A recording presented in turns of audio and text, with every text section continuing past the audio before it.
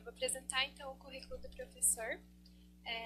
O professor possui graduação em Psicologia pela Universidade Federal do Paraná, mestrado em Psicologia pela Federal de Santa Catarina e doutorado interdisciplinar em Ciências Humanas pela Universidade Federal de Santa Catarina também. Foi suplente da chefia do Departamento de Psicologia aqui da Federal e vice-coordenador do Programa de Pós-Graduação em Psicologia aqui também. Tem experiência na área de psicologia, com ênfase em psicologia analítica, atuando principalmente nos seguintes temas: grupo vivencial de sonhos na psicologia analítica, relações entre fenomenologia, psicologia analítica e psicopatologia, cultura e grupos em psicologia analítica. Atualmente é professora associada da Universidade Federal do Paraná, professor permanente no programa de pós-graduação em Psicologia na UFPR e coordenador do GT Epistemologia e Interfaces da Psicologia Analítica na ANPEP. É isso, gente. Muito obrigada. E agora eu passo a palavra para o professor. Obrigada, professor. Obrigado.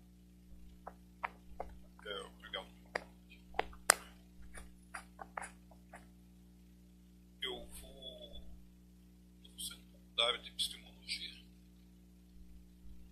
Eu vou fazer mais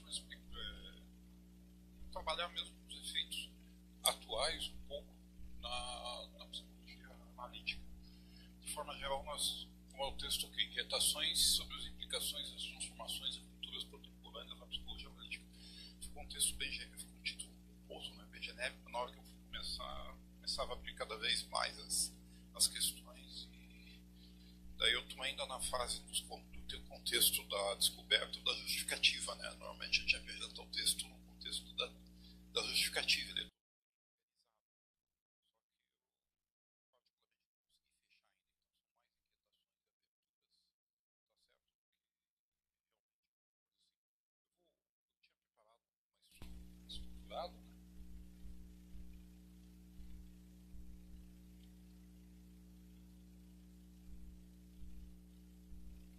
Alguns princípios, mas eu vou pular rapidamente, vou dar muito rápido sobre isso daí, tá certo?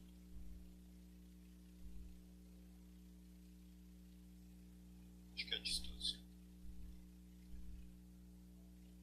Algumas considerações iniciais só para a gente ter uma ideia da psicologia analítica, tá certo? Porque uma carta que ele escreveu, o diferencial da psicanálise, ele considera que toda a teoria ele foca no indivíduo, de certa forma, na consciência do indivíduo, no sentido interno, tá certo?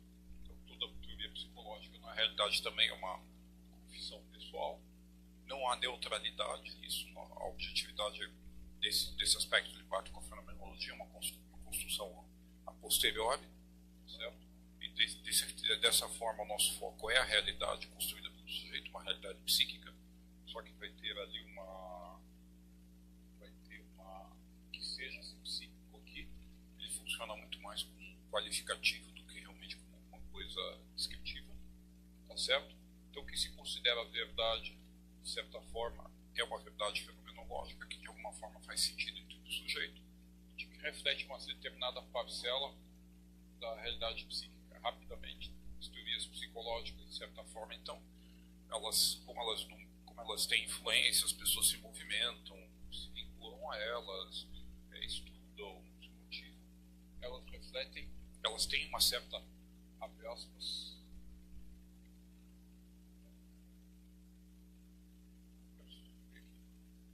não precisa passar ainda, elas têm uma certa verdade psíquica, né? Porque ela reflete, então, essa realidade psíquica que é múltipla, certo? Então, aqui ela coloca as teorias psicológicas refletem parcelas da verdade. Essa verdade, então, é parcialmente subjetiva do próprio sujeito, parcialmente objetiva da realidade que se coloca. Pode avançar. Tá certo? Então, os eixos, rapidamente, assim, só para colocar da psicologia analítica. A hermenêutica é um finalismo, instinto religioso luminoso, vive autorrealização, generatividade e criatividade. Pode passar? Vou avançar cada um. O que seria hermenêutica? É uma teoria interpretativa no aspecto compreensivo da realidade psíquica e não no aspecto explicativo. Certo? Consegue, então, que a gente... que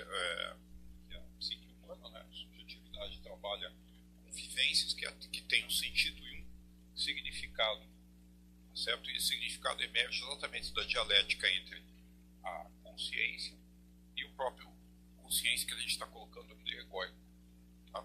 Como a consciência, o ego, é uma parcela apenas da psique, o que acontece? A gente tem um sentido, uma hermenêutica, uma interpretação do processo como um todo da psique que ultrapassa e atravessa o ego.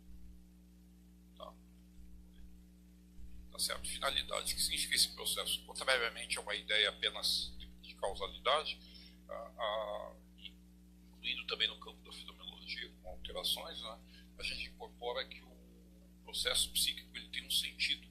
Ele não é dado, ele tem, bom, esse sentido vai mudando ao longo da própria dinâmica, da própria transformação da psique, mas ele tem alguma coisa com a qual ele caminha. Tá certo? Então, esse finalismo é uma causa teleológica, ligada a um princípio de autorrealização, de transformação. Certo? Isso está uma espécie de pressuposto que a própria natureza também, em último caso, ela tem uma flecha do tempo que aponta para frente no sentido de uma direção. Ela não é responsável, não é só causal, biográfico. Tá certo? E o que se considera, então, que essa natureza, que esse finalismo gera algumas coisas novas, é uma força, criatividade e geratividade. E esse processo de finalismo, de caminho, que se caminha adiante, né, de sentido finalidade, ele também atravessa a consciência igual que ela da psique como um todo, e a própria emergência da consciência faz parte desse processo, tá certo? E esse processo se coloca em quer o água aceite ou não, isso que seria se projetar-se, né, se realizar-se das potencialidades do mundo que se coloca. Pode avançar? E aí a gente coloca uma necessidade, ou aquela ideia, né, que reflete um pouco Nietzsche, né? Que o homem é uma ponte sobre o animal além do homem, uma ponte sobre um abismo. Tá certo? Então, a gente tem como referência essa necessidade, essa teleologia, um instinto religioso e luminoso, tá certo? Que aponta exatamente para o futuro, para o sentido que vai se realizar. É a dimensão do mistério, e essa dimensão do mistério e do futuro, ele carrega uma elevada carga afetiva, ela mobiliza o sujeito. Então, o desejo não é necessariamente, o libido não é necessariamente de falta, tá certo? É um sentido de realização de algo que está além. Tá? Então, é uma característica, e a gente coloca que esse luminoso aqui, tá certo? É aquilo que, quando a gente liga aqui com elevada carga afetiva, é aquilo que mobiliza os sujeitos, é aquilo que faz eles dedicarem tempo, atenção, esforço e trabalho. Tá certo? E, de certa forma, esse processo da gente ir adiante, se carregar, ele está guiado por algumas imagens que a gente chama aqui de imagens arquetípicas, tá certo? Que seria do herói, do sábio, da criança, etc. Que elas têm uma elevada carga luminosa. Elas quase que mobilizam o caminho a gente, como se fosse um imã que se coloca, certo? E essa dimensão luminosa, religiosa do mistério, ela passa as categorias e capacidade de compreensão do ego, certo? O ego seria essencialmente aquela parte da psique responsável pela adaptação do sujeito ao mundo, né? E é ligado exatamente às categorias de causalidade e de focalização, tá certo? E de adaptação. Tá? Nesse sentido, quando ultrapassa, o que a gente faz? A gente fica tentando alcançar, mas está sempre algo ultrapassando. Por isso a ideia do além do homem, né? Alguma coisa que está sempre indo além e nos mobiliza. Pode passar. Isso implica o quê? Que a psique é sempre um processo de devir e autorrealização, sempre processo de transformação, processo de individuação, colocaria ali como processo de singularização do próprio sujeito, tá certo? E constituição de si mesmo, através da diferenciação do outro, das categorias coletivas, tanto internas quanto posteriores, da família, etc., que se dá, então, uma emergência da consciência do ego. Esse devir e essa realização se dá, então, pela dialética, ou pelo que a gente chamaria ali pela dialética, pelo vínculo, pelo diálogo e pela troca de vários modos que podemos fazer aqui entre o que a gente chamaria da função da consciência e da psique como um todo, daquilo que ultrapassa, tá certo? E isso implicaria, então, uma transformação, tá? E uma mudança qualitativa da própria consciência, sendo um processo contínuo e não linear. Pode avançar. coloca nesse processo ali, que é essencial, que a gente colocaria até uma espécie de libido dentro do sujeito, generatividade, gerar a si mesmo, constituir um processo contínuo de transformação. A gente vai considerar até a neurose muitas vezes como um bloqueio desse processo de transformação do próprio sujeito, e a criatividade é uma consideração, então, um fundamento um pouco romântico, que a psique é a natureza criativa, como a própria natureza, ele está sempre em processo de transformação, tá certo? Existe uma flecha do tempo ali que a gente não consegue necessariamente determinar o futuro, tá? E esse caráter autônomo da criação significaria o quê? Que o ego, a consciência não controla esse processo de transformação, de criação, e esse processo, então, ele tem exatamente aquilo que é não ego, que seria o inconsciente como fonte inicial de transformação, que o ego deveria ficar permanecendo no seu próprio processo. Isso implica, então, uma relativização e uma transformação da consciência. Tá? Essa transformação nunca ocorre de uma forma simples, tá certo? Porque envolve aqueles modelos de criação e destruição, tá certo? Que não são... A gente tem uma... como é que eu posso dizer? A gente tem uma recusa a se transformar naturalmente. Tá certo? A gente tem que fazer um esforço para se transformar, para aceitar isso, até porque é fora do nosso radar, da nossa própria consciência, do nosso próprio horizonte. Tá certo? Então isso envolve uma relativização, uma transcendência que se coloca, certo? E essa transformação, então, ela é finalística no sentido que se coloca, a gente chamaria de processo de vibração, que ocorre, então, principalmente com a natureza simbólica. O símbolo aqui é um pouco diferente de umas outras considerações, mas a gente consideraria exatamente que essa natureza simbólica do ser humano é o que está na base dele. O símbolo faria uma espécie de conexão entre o sujeito e aquilo que está além dele, que ele não consegue transformar, ou que ele não consegue conceituar, que é o nível da consciência, mas que de alguma forma ele entra em contato. Tá certo? Então é uma imagem que o sentido, o significado não se esgota. Está sempre em geração, que é exatamente esse processo de transformação. É quase como a gente fosse atingir alguma coisa, é quase como se você chegar no horizonte, chegar no arco-íris do horizonte, está sempre indo além. Tá? Um exemplo muito claro do que seria um símbolo, por exemplo, só algumas obras de arte, para pegar, por exemplo, a Mona Lisa. Você escreve milhares de páginas sobre ela, mas nunca esgota o significado. Porque de alguma forma aquilo está sempre emergindo novos sentidos, novos significados, uma vivência de mistério que te leva para frente, transformação. Tá certo? A característica do símbolo não é automático, o símbolo depende da vivência de cada sujeito. Tem para algumas pessoas vão se envolver absurdamente com a Mona Lisa, outras vão achar a Mona Lisa uma pintura. Então, alguns vão ler 10 livros da Mona Lisa e outros vão ler apenas um. Tá certo? Então isso implica o quê? Que essa transformação, isso que seria interessante colocar, de natureza simbólica, além, ela está ligada a esse processo de generatividade e criatividade, tá certo? E uma espécie de função, o libido de criação das forças criativas do próprio sujeito que se coloca. Então quando ele está conectado com ele mesmo, ele está nesse processo de transformação e ele tem para si uma espécie de sentido de autorrealização, tá certo?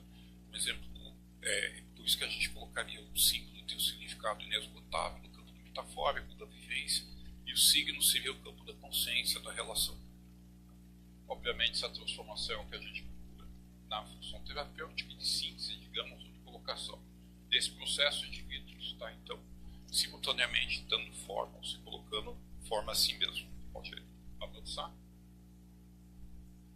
O que a gente tem quando surge o pensamento junguiano, né? Ele surge dentro do projeto da psicologia, que é dentro do projeto iluminista, tá? O famoso dizer do Kant, saber é usar saber, que significa de certa forma o que a gente consegue ultrapassar as nossas lacunas, os nossos enganos, as ideologias através da ciência ou do saber. Tá? E a psicologia analítica então se enquadra dentro desse projeto de saber. Ele vai tentar abordar esse campo do mistério, do luminoso também, para tentar aumentar a compreensão desse processo. Ele vai colocar ele vai dizer que tem limites nessa compreensão, mas ele ainda está dentro desse projeto, tá? Está no projeto do humanismo, que é o homem como centro, não não sendo só o humanismo renascentista, que é a humanidade como centro, mas o homem como centro, como referência de toda a criação, de todo o saber, de toda a consciência, tá certo? É o que a gente chamaria uma espécie de empirismo fenomenológico, porque ele trata não o empirismo fora do sujeito, mas o empirismo a partir da vivência do sujeito. Por isso que, de certa forma, a gente liga, se relaciona a psicologia analítica com os autores com a fenomenologia, certo? Então, isso coloca claramente a pequena diferença, porque a psicologia analítica não se quer dizer que ela não possa fazer uma leitura, mas vai dar grande diferença dela em relação a determinadas, como é que eu posso dizer, saberes metafísicos, tá certo? Religioso. Porque, de alguma forma, ela coloca que sempre ela está em processo de transformação, tá certo? E aumentando a compreensão. Que ela não teria sobre isso ponto final sobre, assim, como é que eu diria? Não teria o saber final sobre essas questões, porque dentro dela vai ter aquela dimensão do mistério. Ela coloca, então, a ciência, que é essa reflexão no homem, no saber, na própria vivência, como um valor fundamental. Tá ligado ao Kant e ao romantismo. E eu coloco aqui o valor ontológico do ser humano e da consciência. Significa o que, de alguma forma, o ser humano, ele tem, e a consciência, eles têm uma categoria de ser diferente dos outros seres, dos animais, etc. Tá certo? A consciência tem um modo de ser especial. E isso ele partilha de todo o pensamento europeu, filosófico, que se coloca. Daí a humanidade, o ser humano nesse sentido, gente, a gente traz a ideia do eurocentrismo. Ela surgiu no século XX, início do século XX, exatamente dentro de uma posição da Europa que considerava o centro do mundo, tá certo? E existe a ideia, a categoria de ser, é aquele ser do sujeito de uma sociedade liberal, onde o indivíduo é autônomo, responsável, responsável com a consciência que ele vai conseguir de alguma forma um certo otimismo no saber, e humanista. É importante marcar essa ideia de sociedade liberal e humanista, porque mesmo que tenha conhecimento, existe uma ideia ainda de desenvolvimento da humanidade, de aperfeiçoamento do homem através da ciência, tá certo? E em função do desenvolvimento de autorrealização que se coloca nessa ideia do romantismo, tá certo? E, obviamente, nessa ideia da consciência como valor fundamental desse processo. E aqui também a gente tem a ideia do colonialismo. Quando a gente coloca o colonialismo e o eurocentrismo, a gente diz o quê? Devo pegar a forma 1 que queria colocar, mas o que acontece? O ser é o ser, o modelo ou padrão do ser vai ser esse ser europeu de uma sociedade liberal, e esse ser humano aqui que se coloca é o homem branco europeu burguês. Tá claro? Pode avançar? Isso dá umas implicações, né? Vejam bem, a gente esqueci de colocar ali na parte anterior que quando nasce dentro desse conceito iluminista da ciência, a gente tem o quê? A pretensão de universalidade, tá certo? Só que o universal, o modelo universal é a sociedade liberal, humanista da consciência europeia. Existe aquela cisão quando a gente estuda a mente, corpo, a consciência, transparente assim mesmo. Por mais que existam questionamentos pela psicodinâmica, pela psicoanálise, Nietzsche, etc., sempre é a referência surgida do solo europeu, aquela referência, tá certo? E aí a gente tem algumas implicações disso, né? Modelo de consciência é a consciência moderna europeia, certo? Que é o universal, é o modelo de referência. Isso acaba implicando que você tem os diferentes modelos de consciência, de ser, de saber, colocados numa espécie de desenvolvimento da personalidade. A ideia de quanto mais a gente conhece, de alguma forma você amplia a consciência. Vejam, a gente tem a ideia então de que a consciência se desenvolve, a psique ela vai se ampliando, se desdobrando, tá certo? Dentro de um modelo de consciência moderna europeu. Tá? Então, se alguém brincar, tem pela psicanálise onde existiu o id, o ego onde existiu o id, uma espécie de transformação da natureza inconsciente em eu. Também vai ser também um pouco isso, vai ser a transformação arquetípica inconsciente, apesar de ainda manter um pouco de distância, mas se coloca. Há um foco no sujeito individual, certo? Ou seja, no indivíduo, lembre-se, o indivíduo liberal burguês é uma espécie de átomo social, ele responde por ele mesmo, tá? O saber é onde usar o saber, se ele souber de si próprio, ele consegue superar as suas questões. É um modelo, então, intrasubjetivo que o desenvolvimento se dá de forma intrapsíquica do eu comigo mesmo, do mundo interno. Há uma espécie de separação, natureza e cultura. Abrindo parênteses aqui, quando eu estou falando de pensamento junguiano, se vocês estudarem as obras de Jung, ou mesmo as obras de Freud, desses grandes pensadores, não são obras, muitas vezes, monotemáticas ou totalmente homogêneas. Certo? Particularmente a obra junguiana, que tem muitos insights, tá? E ela não tem assim, como é que posso dizer, Jung nunca sentou para fazer uma síntese, dizer isso é certo, isso é errado. Você vai poder ter diversas interpretações possíveis, dependendo do teu olhar. Então eu estou falando isso de uma interpretação geral do Jung, dos seus comentadores, de alguma forma que a gente acaba, a forma como o pensamento junguiano acaba se formando dominante nos institutos ou na cultura de forma geral, tá certo? E é uma espécie de monoteísmo do self, tá certo? E aí uma crítica que o próprio Kuhlman faz, que a gente tem uma ideia de um centro que a gente chega, que mais cedo ou tarde a gente pode até passar por outros centros, mas a gente chega num determinado centro da psique que seria o self, tá certo? Então tudo se organiza ao redor desse centro, que de certa forma repete um pouco o modelo cristão, o centro modelo cosmológico cristão, né? Deus no centro, daí tem os santos, etc.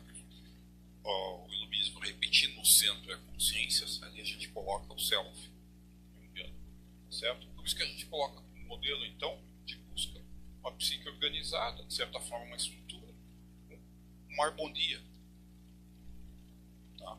Que se coloca aí, pode avançar. E aí a gente tem as grandes transformações rupturas. Tá? Eu comecei o que eu queria falar das transformações rupturas foi abrindo, cada item merecia depois de desenvolvimento muito grande, mas só para sentir, né? Dar um painel claro, as rupturas contemporâneas, a ruptura ambiental, a crise climática, as desigualdades sociais que se colocam, tá? Uma crise de valores, uma crise mas um desenvolvimento tecnológico tão grande que abre também toda uma linha de o que é o humano a partir desse desenvolvimento, né? Tá certo? Daí um questionamento da própria humanidade, seria esse humano, tá? Que vai questionar inclusive essas divisões, natureza, cultura, homem, animal, e a própria ameaça à existência humana que surge a partir dessas crises aí, ou dessas rupturas. Pode avançar. E aí, coloca aí, puxei muito o Preciado para trazer um pouco para cá, né? Eu acho que a gente se coloca, mas ele coloca, né? Estamos imersos em uma reforma e que a gente tem da década de 60, década de 50 para cá, houve uma série de questionamento ali ao modelo vigente, uma série de transformações, à medida que se aprofunda a crítica, se aprofunda também esse modelo, né? Então estamos imersos em uma reforma heteropatriarcal, tá certo? A gente muitas vezes não se toca porque é uma coisa natural, né? Mas se vocês pensarem que eram os avós de vocês, as mães de vocês não tinham muita escolha, a gente está pegando os resquícios exatamente de uma sociedade cujos padrões são patriarcais, né? Colonial, não precisa nem explicar, que agora a gente coloca, e neonacionalista, certo? Volta das identidades nacionais, que visa desfazer as conquistas de longos processos de emancipação operária, certo? Todas as conquistas aí que a gente tem de direitos sociais, trabalhistas, sexuais, essa questão de gênero anticolonial, certo? Por trás do brilho das telas, aí, alguma coisa, as telas a gente está dizendo o quê, né? A sociedade informática, celulares, etc. Se o duas formas mais extremas: dominação neocolonial, tecnológica e subjetiva. Pode avançar. A obscura era do pixel, inclusive, pode ser a última se não conseguirmos novas formas de equilíbrio entre os mundos do carbono. O que ele está falando desses mundos do carbono e do silício, né? Certo? Ele está dizendo aqui a própria transformação do homem, da interface homem-máquina, certo? A interface orgânica, que nós somos nós, com a interface do silício, que são as tecnologias que estão vindo. Então é quase como se a nossa objetividade já não tivesse tanto dentro de nós e o celular fizesse parte da gente. O mesmo as transformações, certo? Que se colocam, por exemplo, eu uso um aparelho auditivo, né? Certo? Ou essas transformações tecnológicas, elas incorporadas, a gente não percebe isso. Só um exemplo sobre isso, né? A sexualidade, ao longo de quase toda a história da evolução humana, sempre esteve ligada à reprodução. Quando que houve a ruptura da sexualidade em termos evolutivos, o que acontece? Em termos da vizinhança, gera prazer, a sexualidade gera prazer para você fazer o quê? Você poder reproduzir, né? Então tem sexualidade e prazer sempre ter vinculado à reprodução. Quando que no ser humano houve essa desvinculação entre uma sexualidade recreativa e uma sexualidade reprodutiva?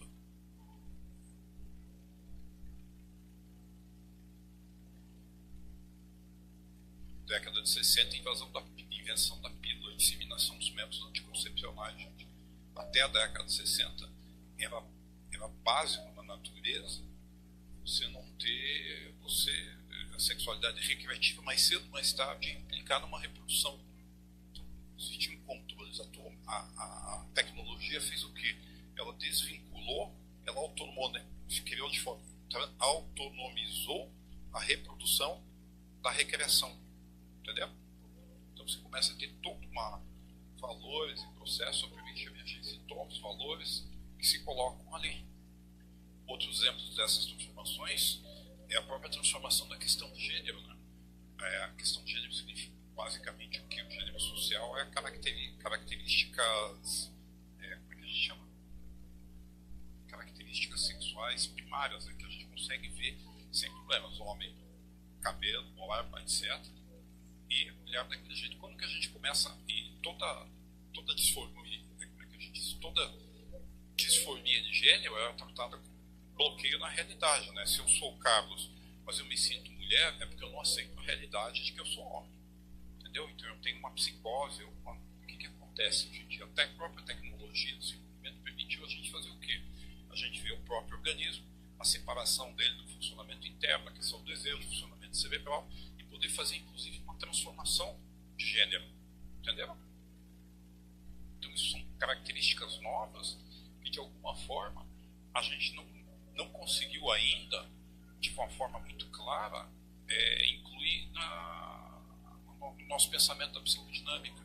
O ser humano ainda está ligado a algumas determinadas categorias que são de um outro contexto. Certo? Aquilo, tá, a gente sabe que não é, mas a gente não sabe exatamente o que vai ser. Entendeu? A gente tem algumas indicações. Por isso que ele está colocando, de certa forma, a necessidade de achar um novo equilíbrio entre os mundos do carbono e do silício, essas novas modalidades entre novas entidades subjetivas que vão surgir com todas essas transformações, tá certo? Uma clínica que é um conceito do Guattari, mas coloca orgânicas e materiais e minerais do planeta.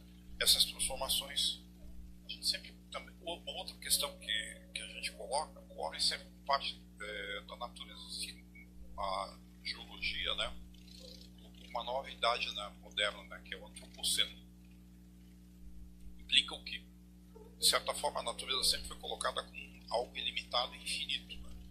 Quando a gente coloca o antropoceno, a crise ambiental, a gente coloca uma própria limitação do ser humano.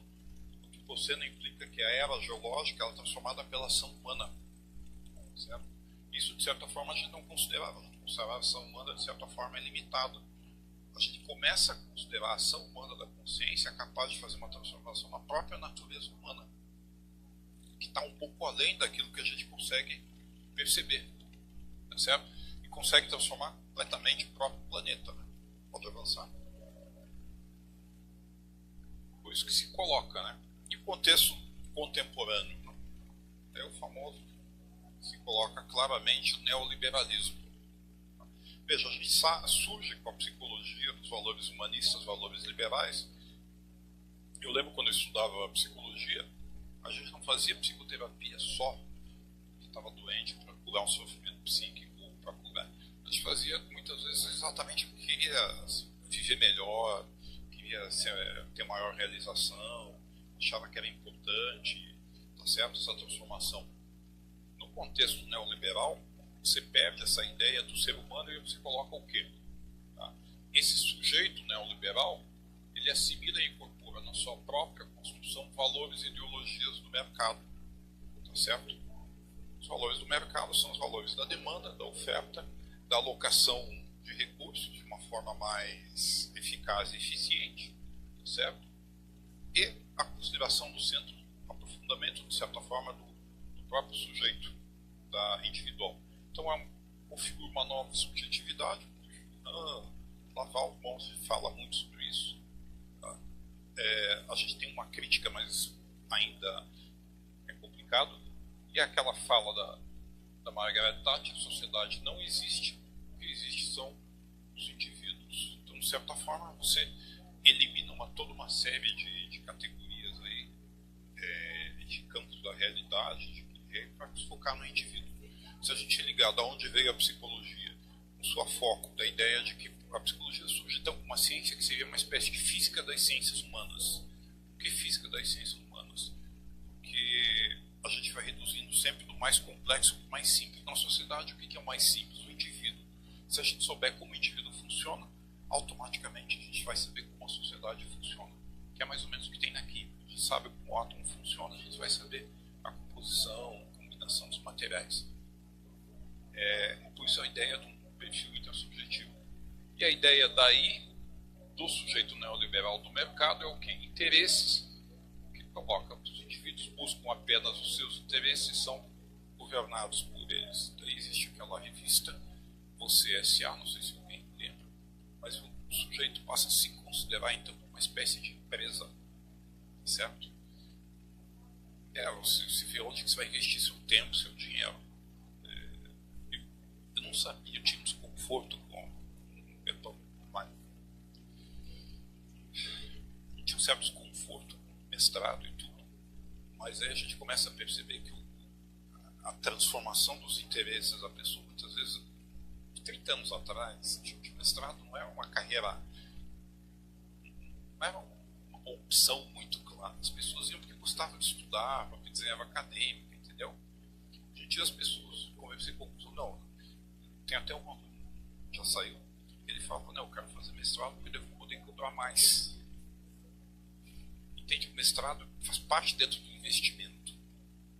O investimento, o essencial não é mais uma transformação de si a partir do valor interno, uma transformação de si a partir do valor externo. Entende? Ou seja, vou avançar aqui rápido, estou tentando correr. Pode avançar? Isso implica o quê, né? No contexto neoliberal, a gente tem então aquele modelo econômico, procura e demanda investimento custo-lucro, que a gente começa a aplicar nós mesmos, a nossa educação, o nosso futuro, etc. E o modelo de relações sociais, que é a própria relação do indivíduo consigo mesmo, com o tempo, com aquele ao seu redor, com a família. Tá? Pode avançar. Tem que ser mais rápido aqui. E o que acontece, né, gente? O que acontece da psicologia num contexto neoliberal? Se ela não tem uma crítica disso, ela acaba capturada pelo próprio processo neoliberal. Tá? Porque ela sai de um modelo humanista e acaba sendo remodelado. Tá? O espaço daí não é um espaço de transformação pessoal, mas passa a ser um espaço de investimento. Aquela famosa, tá certo? Aquela famosa terapia em dia, né? É como se você tivesse um padrão de estar bem para você poder render, para você poder se colocar, certo? E os modelos daí de referências deixam sendo referências internas. É que o modelo liberal, assim se pega o Byung-Chul Han, os autores vão dizer que a grande sacada do neoliberalismo, ele captura os próprios processos de transformação, tá certo? Então a psicoterapia ela é contaminada por dentro, assim como a própria universidade, de certa forma, é contaminada. Então, porque você coloca a lógica de produtividade, ela acaba sendo incorporada na gente. Tá? Vocês, por exemplo, estudam psicologia, precisam transformar melhores pessoas, mas na hora que vocês vão ver, no final das contas, está todo mundo no final do semestre pensando no IRA, né? Entende? Então, vocês têm uma captura. Então, você trabalha o quê? Você faz um investimento em forma de sacrifício, de vontade, a transformação se transforma em uma questão moral, desenvolvimento do eu, foco em si próprio, e a partir dos modelos do sistema social do mercado, pode avançar. Tá certo? Então a psicoterapia deixa de atender os valores internos dele mesmo, né? Começa a atender os valores e expectativas do sistema social. O sistema social contínua, flexibilidade e mudança. O que é ter terapia em dia, né? De bem-estar emocional para bem produzir, manter-se competitivo. O modelo daí se coloca no próprio sujeito investimento, lucro, rentabilidade. Qual que é melhor para fazer terapia? O sujeito X, o sujeito Y, mesmo com a gente, mesmo com o psicoterapeuta, né? Como que vai se estabelecer, como vai se colocar? Por aí fora avança. Tá certo? Então, o que acontece? A psicoterapia, veja, isso aí não é epistemológico, isso é na prática cotidiana que de alguma forma a gente acaba incorporando. Tá certo? E de alguma forma, futuramente, vai ter um impacto em como se pensa a psicoterapia. Tá? O ideal permanente de reindividuação, ou reconstrução, você deve sempre ser racional e realista, perseguir os seus próprios interesses, tá certo? Nem que seus interesses incluam os seus interesses do inconsciente da parte de você mesmo, tá certo? A ideia de competir para você colocar, absolutamente responsável.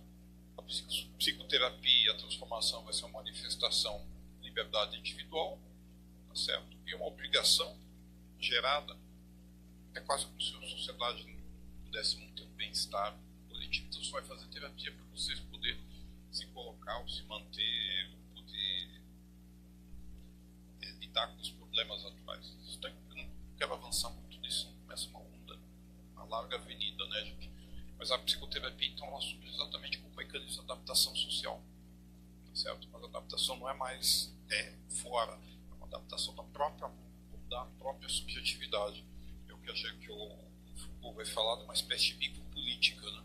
Pode avançar. Daí a utilidade da psicoterapia. Tem um texto do filósofo italiano, que veio do Heidegger, do Agamben, que ele fala sobre os estudantes. O que ele, então, eu cortei ali um pouco a ver se a utilidade da educação, a utilidade da terapêutica. Tá? Então, aliás, a condição terapêutica para muitos é a única ocasião de fazer a experiência, hoje cada vez mais rara, de uma vida que se subtrai aos fins utilitários. Tá certo?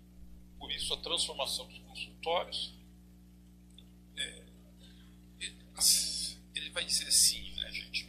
É tristíssimo, mas a ideia de vocês entrarem na faculdade pensando como vocês vão viver a vida depois é uma traição à própria condição estudantil, que é exatamente a fuga do fim utilitário, onde você pode, de alguma forma, ver o sentido próprio da existência de cada um, de sua condição, tá certo? Sem ser capturado pelo mercado de trabalho, ou seja, você consegue unir vida e pensamento unidos pelo estudo para se separarem irrevogavelmente. Rapidamente aqui, talvez a psicoterapia no contexto humano seja um dos poucos espaços onde você conseguiria fazer essa conexão vida e pensamento. Entendeu?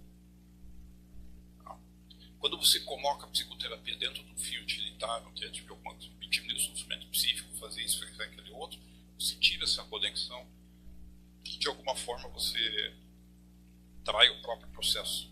Pode avançar mais um. E o que acontece então nas implicações para o pensamento junguiano?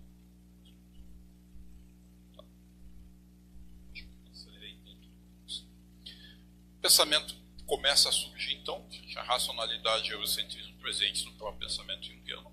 Nas epistemologias, a dimensão normativa então da psicanálise, da psicodinâmica, a individuação, que é essa conexão com o self acaba sendo vista como expansão simplesmente da consciência, Tá? A ideia do fundamentalismo, essencialismo arquetípico, a monetização da individuação, a captura da libido da autorrealização, e daí o da Sueli Ronick, né, a cafenetização da psicodinâmica. Pode avançar. Então, racionalidade, a primeira questão que a gente coloca é quando o Jung nasce, quando o Jung nasce na Suíça, o eurocentrismo, o modelo de ser é o modelo europeu, tá certo? Então, o modelo de referência é a consciência, tudo aquilo que não é, vai constituir o que a gente chamaria sombra, que é o oposto do modelo normativo, tá certo? E aqui uma citação do próprio Fanon, quando ele coloca: a civilização europeia, no seio do que Jung chama de inconsciente livre, caracteriza-se pela expressão de Arquette, expressão dos maus instintos no lado obscuro, do ego civilizado europeu, né? É colocado aonde? Do selvagem, do não civilizado, do preto adormecido em cada branco. Então, na realidade, aquilo que ele consideraria o arquétipo do selvagem, na realidade, é a sombra do europeu, é a sombra do próprio Jung. Jung afirma ter constatado nos povos não civilizados a mesma estrutura que se coloca. Então, na realidade, isso é simplesmente o quê? O conjunto dos preconceitos, mitos, atitudes coletivas de um grupo determinado, um grupo europeu. Pode avançar. Tá? Então, creio que é preciso voltar a ser criança para compreender certas realidades psíquicas. Se a gente tem uma etapa de desenvolvimento, modelo base, tá? Onde o modelo padrão, standard world, é o ser europeu, tudo aquilo que não é europeu vai estar em processo de desenvolvimento, daí mundo de desenvolvimento, primeiro mundo selvagem como criança, etc, etc, etc. Certo? Não espanta isso, porque isso faz parte do contexto. O que espanta é boa parte do pessoal da psicodinâmica, do psicanálise, quanto junguianos, ainda acreditar essa ideia que o selvagem ainda é criança, que existe uma escala de desenvolvimento da consciência no qual se coloca o ser ocidental, tá certo? E a gente trabalha de certa forma com isso. Não tem problema trabalhar, porque a gente está numa sociedade europeia, etc, etc. O problema é a gente acreditar nisso como padrão novo. Então, o que acontece? E aí tem outro problema que ele não se tocou, né, gente?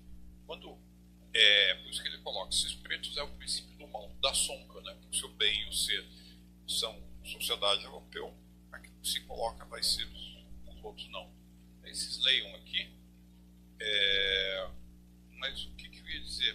Eu ia dizer o seguinte, que até quando os psicólogos, antropólogos, isso falam, eles fazem o encontro com os povos originários, eles não fazem encontro com os povos originários na sua origem.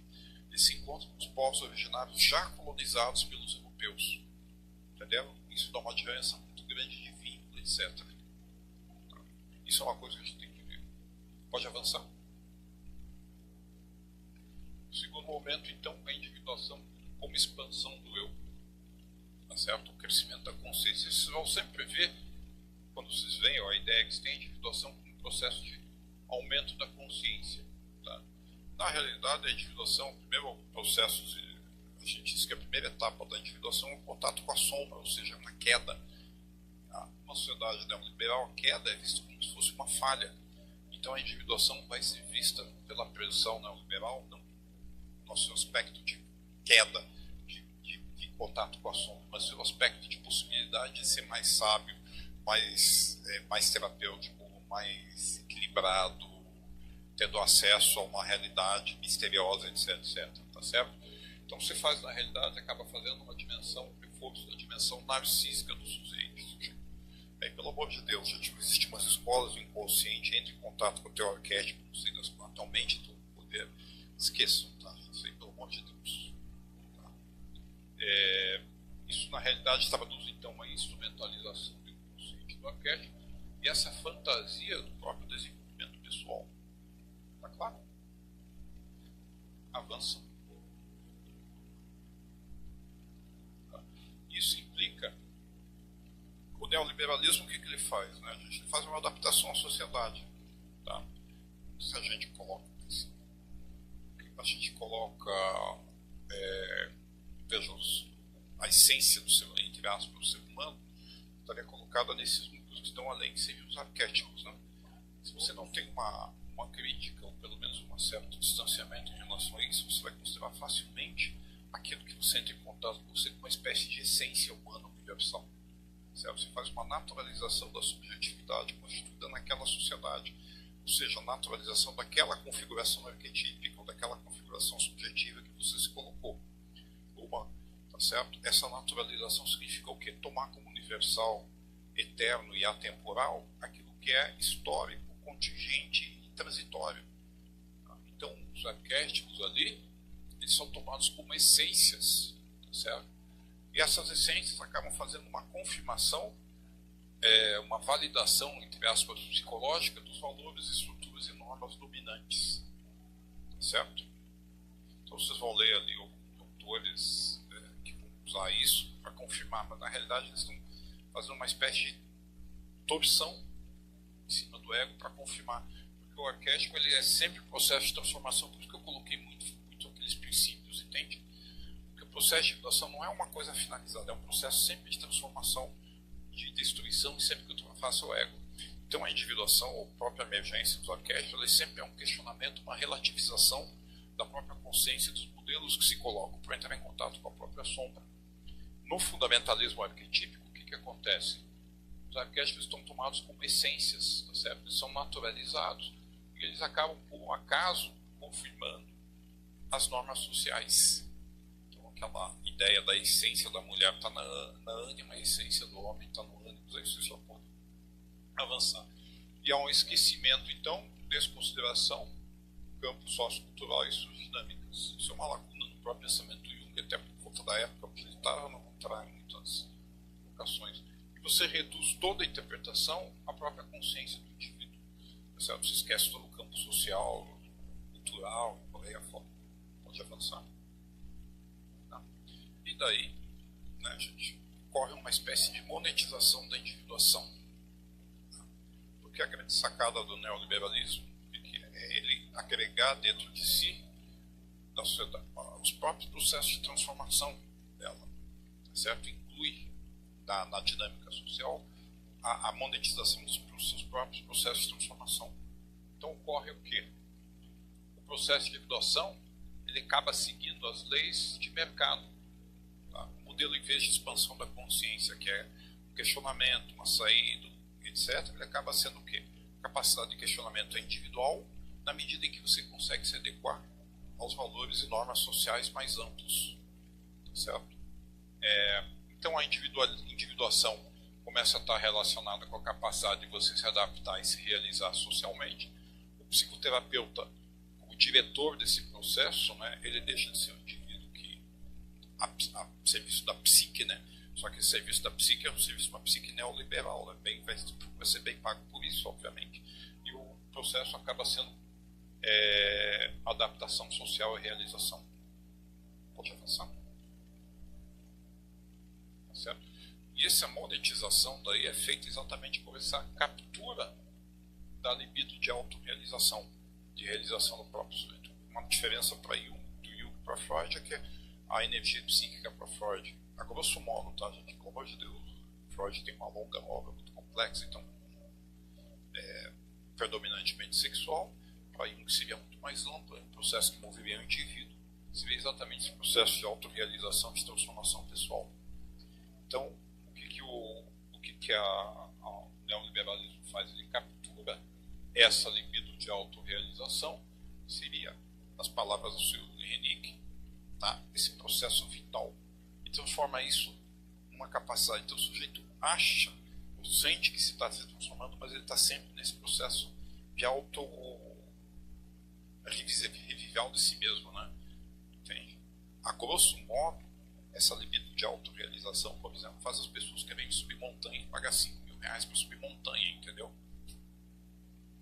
Lógico, você tem uma falta que ela não faz, tá certo? Então a psicoterapia pode ser um caminho também nesse processo, assim, uma crítica ela também é ligada a isso. Não é brincadeira não, gente. Tem subir montanha, tem processos xamânicos, tem um monte de coisa aí que final de semana de transformação, tá certo? E nada impede de ser uma transformação chancelada socialmente, que é na psicoterapia. Entendeu? Então, o que acontece aqui, ó, segundo o seu livro Nickness, processo de opressão colonial capitalística é o processo de captura da força vital, que reduz a subjetividade à experiência do sujeito. Certo? Por quê? Porque você vai modelar a experiência dentro daquilo que é socialmente aceito, ou pelo menos colocado, e neutraliza a complexidade dos efeitos das forças do mundo e do corpo em benefício da criação do indivíduo com uma identidade fixa ou uma identidade estável. E você consegue manter estável dentro dos parâmetros sociais. Certo? Óbvio que você vai ter uma recompensa nisso a partir de se sentir melhor, a partir de realização narcísica, que você vai simular ou imaginar que há algo além. Tá certo? Esse processo de subjetivação funciona por repetição e pelo cerceamento das possibilidades de criação, impedindo a emergência de novos mundos virtuais ou possibilidades dos próprios sujeitos. Tá certo? Obrigado. Pode avançar. Nesse sentido, né, a gente temos um que se bloqueia, sabe que é outro. Então, o que acontece? É o que ele está colocando aqui, né? O Preciado coloca no prólogo da sua livro. Utiliza a maior parte de sua energia social para produzir uma identidade normativa. Tá? Existe uma angústia, uma violência, etc. Tá? Que você pode utilizar. A fenomenologia, né, de que o problema do sofrimento não é o sofrimento em si, mas a falta de sentido, finalidade no sofrimento. Tá certo? É como se você criasse uma fantasia de finalidade naquele sofrimento, uma análise física, e você acaba mantendo, de certa forma, isso daqui, né? E você vai precisar da terapia até para manter esse processo. Pode mais um, vou tentar terminar rapidamente. Então nós temos que evitar exatamente que esse é o último. Né? Teria que abordar a transformação da questão da Harvey, que coloca o ciborgue, tá certo? Bom, um monte de transformações que se colocam aí, mas basicamente a gente teria que, se a gente não cuidar, a gente tem que evitar que a psicologia, no caso analítica, e a psicologia como um todo, lembre-se que ela surge também no processo de adaptação com uma ciência humana, ficou muito claro sobre isso. A psicologia, afirma Runick, pertence ao dispositivo colonial capitalístico, nasceu historicamente com a narrativa, uma técnica que legitimava e naturalizava os modos dominantes de subjetivação. Não é à toa que para Freud a mulher se realiza, completa quando que ela completa seu desenvolvimento psicossocial? Quando ela tem um filho, né? Corrija-me se eu estiver errado, gente. Tá? Ou seja, daí ela tem um falo substituto, o filho, né? Que ela tem a falta do falo. O papel normativo da mulher era ser mãe na sociedade burguesa, e Jung coloca que a função da mulher, da ânima, o que é? É o cuidado, é o afeto, etc., da mulher ao logos, entende?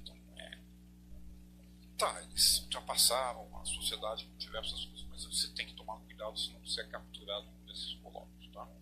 A psicologia do eu, então, que centra só no próprio sujeito, nada mais é que a ciência desse inconsciente e suas práticas aparentes terapêuticas não são senão, se a gente não tomar cuidado, sofisticados dispositivos biopolíticos reativos. Reativos o quê?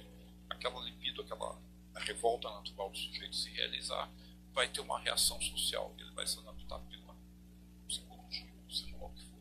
Pode avançar mais